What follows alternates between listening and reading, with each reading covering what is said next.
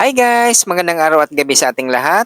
Ngayon ay February 14, 2025. Binabati ko ng Happy Valentine's Day ang lahat ng ating mga subscribers at lahat ng mga nanonood sa mga video ng Gamidix Vlog.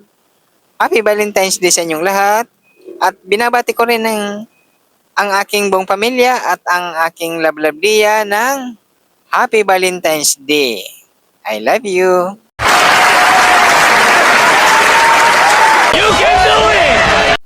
Guys, ito po ang Gamidix Vlog. Nagbabahagi ng mga video tungkol sa pagre-repack ng mga gamit candy, manifest crackers, sampalok, dilis, sweet beans, at marami pang ibang klaseng mga kutkutin. Ang re-repackin natin ngayon, gummy candy pizza. Ang kilo ng gummy pizza ngayong February 14, 2025 ay nagkakalaga ng 112 pesos. Ang 2.5 kilograms or isang bag ay nagkakalaga ng 280 pesos, presyo Divisoria, Manila. Ang gagamitin natin plastic, 5x7, 18 pieces or 18 peraso, pang 20 pesos lang to guys. Kailangan lang bibilisan lang natin na ating pagre-repack nitong gummy, candy or kahit anong are-repackin natin para mas makintab at saka hindi siya sisingaw ng matagal. Guys, kung mag-umpisa man tayo or mga baguhan pa lang kayo, gusto nyong pumasok nito pagtitinda mga kutkutin, mas maganda tayo mismo pupunta sa mga pamilihan para makakapili tayo ng magagandang klase ng mga gummy candy or anumang mga kutkutin na ating bibilhin. Kailangan mag-umpisa muna tayo sa pakilo-kilo muna. Kung tayo ay mag-umpisa pa lang para masusubok natin kung alin ang magiging mabili sa ating mga lugar. At saka mas maganda mayroon tayong sealer or tinatawag na heat sealer. At saka mga plastic na ating pagbabalutan. Dito papanorin nyo sa ating mga video kung anong mga plastic ang ating mga ginagamit, yung mga size niya. Yung mga pang 5 pesos at saka yung pang 20 pesos. O ganyan lang guys, kahit naman nagtatrabaho kayo, pwede kayong gumawa ng mga extra income tulad ng magtitinda nitong mga gummy candy o mga fish cracker o iba't ibang klaseng mga kutkutin. Makikita nyo dito sa ating mga video guys dito sa Gamidix Vlog. Marami tayong video dito na mga pagtitinda or pagre-repack ng mga iba't ibang klaseng mga kutkutin. Yan, ganyan lang gagawin nyo rin kaya ng ginagawa ko guys para lahat tayo ay kumita din or kayo din ay kumita. Ito ganyan lang ang ating pagre-repack nito. Lalo kung nasa mga bahay tayo. Meron tayong bintana or may space tayo doon na pwedeng pagpwestuhan, pagtindahan. Mas maganda guys, huwag natin lalagyan ng screen. Hayaan natin na open lang ang ating pwesto para mas mabili at madali makita ng ating mga kababayan na mga bumibili. Tulad nito, open lang ang ating pwesto. Guys, bago nyo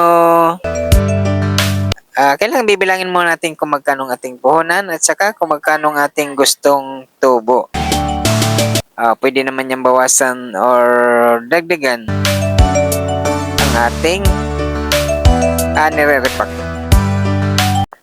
Bibilangin lang natin ang ating paglalagay sa plastic para pare-parehas ang